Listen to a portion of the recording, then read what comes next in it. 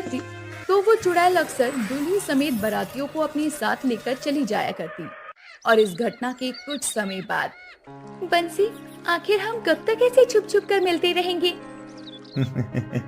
जब तक हमारी शादी नहीं हो जाती तब तक मैं ऐसे ही अपने गांव से तुम्हारे गांव में आता रहूंगा मिलने। फिर भी मुझे यूँ छुप छुप कर मिलना बिल्कुल भी अच्छा नहीं लगता। बंसी, वैसे भी मेरे अब तुम्हारे बिना बिल्कुल भी मन नहीं लगता है। ठीक है बाबा, ठीक है। तुम बोलो तो मैं कल ही तुम्हारी डोली गाजे बाजे के साथ तुम्हारे घर ले आऊं। नहीं नहीं, बिल्कुल भी नहीं। तुम डोली का नाम भी मत लेना। राधा, आखिर क्यों? क्या हुआ? क्या छुपा रही हो तुम मुझसे? तुम्हें मेरी कसम, बताओ सच सच। ठीक है, जब तुमने अपनी कसम दे ही दी है तो मैं तुम्हें सच सच बताती हूँ। इसके बाद राधा अपने गांव काशीपुर और उस जंगल के बारे में सारी बातें बंसी को सच सच बता देती है। और अभी मेरी सहेली मधु के साथ भी कुछ ऐसा ही हुआ है। मैं तुम्हें खोना नहीं चाहती बस। लेकिन जरूरी तो नहीं ना, जो सबके साथ हो वो हमारे साथ भी हो। लेकिन लेकिन किंतु परंतु कुछ नहीं। मैं कल ही तुम्हारे घर अपने माता पिता के साथ अपने रिश्ते की बात करने आऊंगा। बाकी सब मेरे ऊपर छोड़ दो। ठीक है। इसके बाद अगली सुबह बंसी अपने माता पिता को लेकर राधा के घर शादी की बात करने के लिए जाता है। अरे, हमें तो बंसी के लिए राधा बहुत पसंद है। हम जल्द से जल्द राधा को अपने घर की बहू बनाना चाहते हैं। ये तो बहुत अच्छी बात है बहन जी। हमें आपका बेटा भी बहुत ही पसंद आया। इस तरह बंसी के माता पिता अपने बेटे का रिश्ता तय करके घर से चले जाते हैं। वहीं राधा की माँ गीता घबराते हुए नरेश के पास आती है। अरे, मुझे तो बहुत घबराहट हो रही है जी। आपको तो पता है ना कि क्या अनहोनी हो सकती है हमारी बेटी के साथ। इतनी शुभ घड़ी में भी खुश होने का मन नहीं कर रहा है हमारा। शुभ शुभ बोलो गीता। तुम तो जानती हो हमारे गांव में लोग रिश्ते से क्यों कतराते हैं, और बड़ी मुश्किल से एक अच्छा रिश्ता हमें मिला है।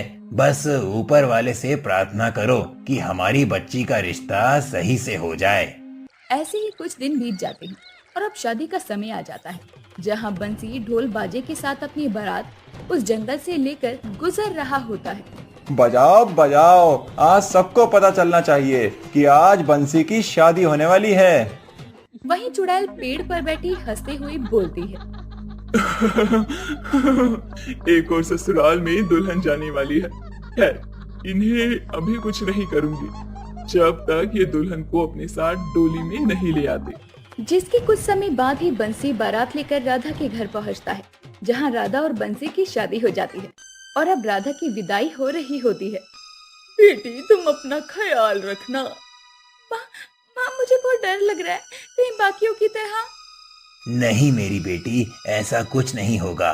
दामाद जी, सभी बाराती और डोली उठाने वालों को भी जंगल के बीच में रुकने मत दीजिएगा।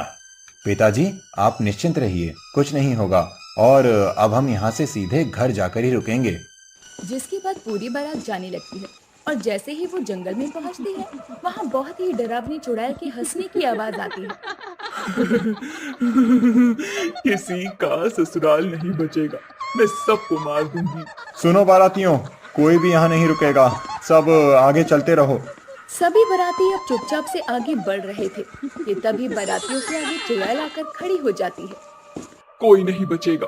मैं हर एक दुल्हन के ससुराल वालों को अपने साथ ले जाकर मार दूंगी। ये कहते हुए चुड़ैल बंसी की तरफ बढ़ने लगती है। तभी वहाँ पर एक अघोरी चलते हुए बंसी के आगे आकर खड़ा हो जाता है। रुक जा चुड़ैल, रुक जा। अगर तू अपना विनाश नहीं चाहती तो यहीं से लौट जा। अभी भी तेरे पास मौका है जाने का। अब तू बचाएगा इन बारातियों को, इस दुल्हन के ससुराल वालों को। चला जा अघोरी, और मेरे कार्यों में विघ्न मत डाल, नहीं तो मैं तुझे जिंदा नहीं छोड़ूंगी। देख चुड़ैल, ये मासूम हैं, इन्हें जाने दे। बता, तेरे साथ क्या हुआ था? आखिर क्यों तू इन बारातियों की जान ले रही है? मैं तुझे कुछ भी नहीं बताऊंगी। चल, हट जा मेरे रास्ते से। लगता है तू ऐसे नहीं मानेगी। रुक, मैं तुझे अभी बताता हूँ।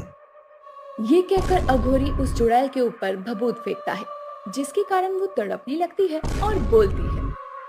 बताती हूँ, मैं सब बताती हूँ। मेरा नाम कनिका है।